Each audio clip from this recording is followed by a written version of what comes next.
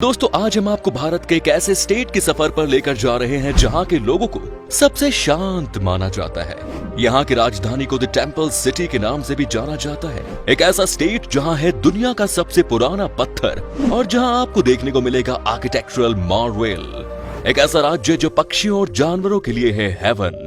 दोस्तों अगर आपको रॉयल बंगाल टाइगर और व्हाइट टाइगर देखना है तो यहाँ जरूर आएं। इस स्टेट की खूबसूरती यहाँ आने के बाद ही पता चलती है। यहाँ के बीचेस इतने खूबसूरत हैं कि आपका मन ही नहीं करेगा यहाँ से जाने का। दोस्तों हम बात कर रहे हैं भारत के सबसे अनोखी उड़ीसा राज्य की। तो फिर देर किस बात की, अपना सीट बेल्ट बांध लीजिए अच्छे से और निकलते हैं उड़ीसा की एक शानदार सफर पर। दोस्तों सबसे पहले आपको बता दें कि उड़ीसा राज्य की आबादी है 4,76,00,000 के आसपास और यहाँ पर आपको 270 लोग पर स्क्वायर किलोमीटर दिख जाएंगे। उड़ीसा भारत का खूबसूरत राज्य में से एक है और ये अपने लुभावने समुद्री तटों, दर्शनीय मंदिरों, खूबसूरत टूरिस्ट प्लेसेस के लिए फेमस है। जगन्नाथपुरी मंदिर और कोणार्क का सूर्य मंदिर उड़ीसा के सबसे फेमस टूरिस्ट प्लेस है। इसके अलावा उड़ीसा धान की खेती और रोमांचित कर देने वाले स्थानों के साथ साथ ऐतिहासिक मॉन्यूमेंट्स के लिए भी जाना जाता है। उड़ीसा को पहले कलिंगा और उत्कल के नाम से जाना जाता था और इस राज्य का नाम कई बार बदला गया है। उड़ीसा पर मुगल सल्तनत और अंग्रेजों ने भी कब्जा किया है।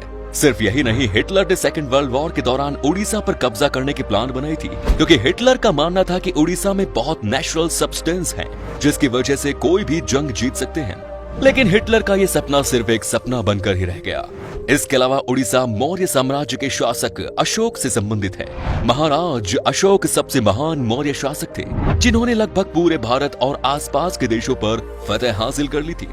उड़ीसा कलिंग शासन के दौरान बहुत फेमस हुआ था। 261 ईसा पूर्व कलिंग युद्ध के दौरान खून खराबे को देखने के बाद अशोक का मन का भाव इसी स्थान पर हुआ था और उन्होंने बौद्ध धर्म को अपना लिया था।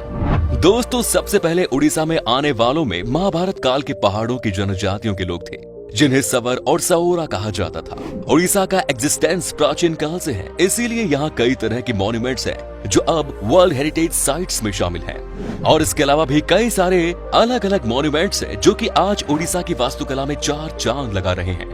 उड़ीसा एक कल्चरली रिच स्टेट है। उड़ीसा की कल्चर के बारे में बहुत कम लोगों को ये बात पता होगी कि यहाँ 62 समुदाय के लोग निवास करते हैं और सभी समुदाय के लोगों को अपनी एक अलग ही कल्चर है। राज्य की कल्चर हिंदू, बौद्ध और जैन धर्म का एक मिश्रण है। यहाँ के आदिवासी लोगों की जो कल्चर है उसको राज्य का अहम हिस्सा माना जाता है। उड़ीसा राज्य के ओडिसी डांस के जितने तारीफ की जाए उतने कम है। ओडिसी डांस को दुनिया भर में सराहा जाता है और इस फोक डांस को देखने और सीखने के लिए दूर दूर से लोग आते हैं। ओडिसी डांस की मुद्राएं बहुत आकर्षित और दिलचस्प होती है, मन करता है कि बस देखते ही जाएं। उड़ीसा के इस डांस फॉर्म को सबसे पुराना माना जाता है। दोस्तों उड़ीसा की आर्ट, कल्चर, फेस्टिवल और म्यूजिक इस राज्य को अपनी अलग ही पहचान दिलाते हैं। उड़ीसा राज्य में कई त्योहार मनाए जाते हैं जिनका अपना एक अलग इम्पोर्टेंस है और ये त्योहार राज्य के आर्ट, कल्चर और ट्रेडिशन को उजागर करने में अपनी भूमिका निभाते हैं। उड़ीसा के कुछ प्रमुख त्योहारों में शामिल है कलिंग फेस्टिवल, चंदन यात्रा जो कि एक 21 दिनों का आकर्षित त्योहार है, दुर्गा पूजा जो कि सितंबर से अक्टूबर महीने में मनाए जाने वाले त्योहार है, कोणार्क डांस फेस्टिवल और जून जुलाई के महीने भगवान जगन्नाथ की यात्रा देखने लायक होती है। इसके अलावा उड़ीसा में आप सैंड आर्ट, फैशन और रॉक शो, एक्सीलेंट फूड और एडवेंचर स्पोर्ट्स एक्टिविटीज का आनंद भी ले सकते हैं। उड़ीसा में बोली जाने वाली मुख्य भाषा उड़िया है। यहाँ पर 4.5 करोड़ लोग उड़िया भाषा बोलते हैं, लेकिन इसके अलावा यहाँ कुछ अलग भाषाओं का भी इस्तेमाल किया जाता है। इसमें से संभलपुरी भाषा प्रमुख है। सोने चांदी पर की जाने वाले तार की खूबसूरत कारीगरी के लिए उड़ीसा को एक अलग ही पहचान मिलती है और ये फ्लिग्री के नाम से जाने जाते हैं। इस आर्ट को गौर से देखने पर पता चलता है कि सोने और चांदी पर कितनी बारीकी से काम किया गया। आपकी जानकारी के लिए बता दें कि रिपब्लिक डे की झांकी में उड़ीसा के इस खूबसूरत कारीगरों को शामिल किया जाता है। इसके अलावा उड़ीसा की संभल और इक्कत साड़ियां भारत में बहुत पॉपुलर हैं। यहाँ साड़ियां हाथों की कारीगरी यानी कि हैंडलूम से बनाई जाती है। दोस्तों भारत में हनुमान जी की सबसे बड़ी मूर्ति उड़ीसा की पापोंश में स्थित है और ये स्थान हनुमान वाटिका के नाम से फेमस है। उड़ीसा के सबसे धार्मिक जगह पुरी के जगन्नाथ मंदिर और भगवान जगन्नाथ की रथ यात्रा वर्ल्ड फेमस है और कोणार्क के सूर्य मंदिर को देखने के लिए हर साल लाखों टूरिस्ट आते हैं। ब्रह्मपुर के पास जोगदा में स्थित राजा अशोक का फेमस शिलालेख और कटक का बारबाटी किला भारत के आर्कियोलॉजिकल हिस्ट्री में बहुत इंपॉर्टेंट है। राज्य के 64% से भी ज्यादा लोग एग्रीकल्चर पर डिपेंडेंट हैं। कुल 87 लाख 89,000 हेक्टेयर भूमि पर सिंचाई की फैसिलिटीज अवेलेबल है। चावल, तिलहन, मूंगफली, दाल, जूट, गन्ना, नारियल, हल्दी जैसे फसलें यहाँ उगाई जाती हैं। बात की जाए यहाँ की लिटरेसी रेट की तो ये 81%, यानी कि यहाँ पर हर 100 में से 81 इंसान पढ़े लिखे हैं। दोस्तों, क्या आपने सिबिलीपाल वाइल्ड लाइफ सेंचुरी के बारे में सुना है? अगर नहीं तो आपको बता दें कि उड़ीसा के इस वाइल्ड लाइफ सेंचुरी पर आपको 100 से ज्यादा रॉयल बंगाल टाइगर देखने को मिलेंगे। दोस्तों, उड़ीसा के लोगों के बीच में भी मछली खाने का बड़ा शौक है। कोलकाता की तरह यहाँ पर 100 से ज्यादा स्पीशीज की मछलियाँ मिलती हैं और उनसे तरह तरह की लाजवाब रेसिपीज बनाई जाती हैं। अगर आपको उड़ीसा जाने का मौका मिले तो आप यहाँ के खाने का जायका जरूर लीजिएगा।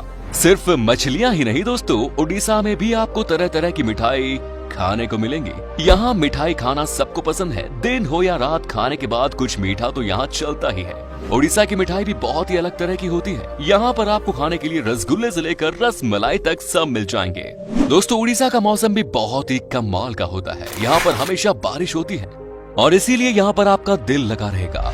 राज्य में चारों तरफ हरियाली है और जब बारिश होती है तो उसके बाद तो यहाँ का नजारा ही अलग लगता है। चारों ओर देखकर ऐसा लगता है कि मानो जन्नत हो। यहाँ पर साफ सफाई का भी खूब ख्याल रखा जाता है। आपको यहाँ कहीं भी गंदगी नहीं मिलेगी।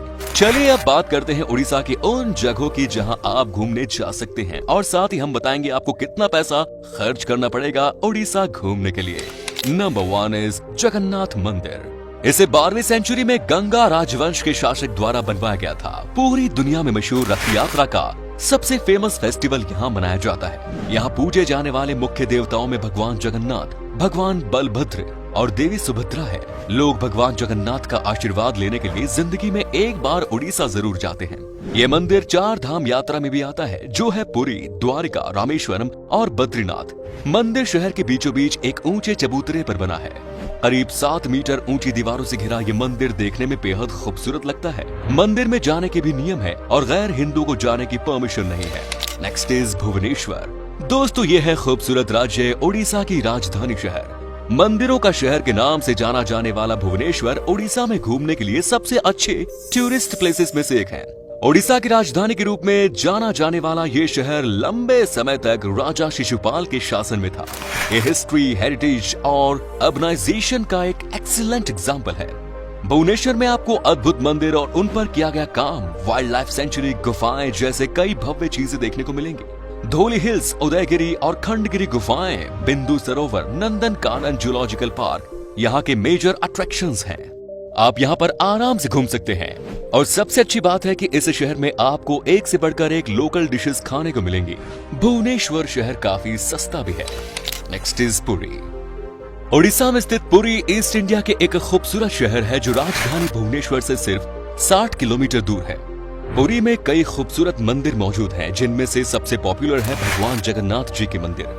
अगर आप किसी मरीन जगह पर छुट्टियां मनाने का प्लान बना रहे हैं तो आपको एक बार पुरी जरूर जाना चाहिए। ये जगह 4 धाम यात्रा में भी महत्व रखती है। पुरी बीच फेस्टिवल, पुरी जगन्नाथ मंदिर, चिल्का झील और बर्ड सेंचुरी और गुंडीचा घर मंदिर यहाँ के मेजर अट्रैक्शंस हैं। नेक्स्ट इज कोणार्क मंदिर। दोस्तों, कोणार्क एंशियंट आर्ट और स्कल्पचर पटभूमि है और उड़ीसा का सबसे अच्छा डेस्टिनेशन है। भारत के 7 अजूबों में से एक कोणार्क का सूर्य मंदिर की नक्काशी को देखने के लिए यहाँ साल भर टूरिस्ट की भीड़ जमा रहती है। ये मंदिर यूनेस्को वर्ल्ड हेरिटेज साइट्स की लिस्ट में भी शामिल है। कोणार्क सूर्य मंदिर के मुख्य देवता भगवान सूर्य नारायण है। अद्भुत मंदिरों के अलावा शहर में समुद्र तट देखने के साथ साथ यहाँ एक एंटरटेनिंग आर्कियोलॉजिकल म्यूजियम भी है। Next is Jaipur.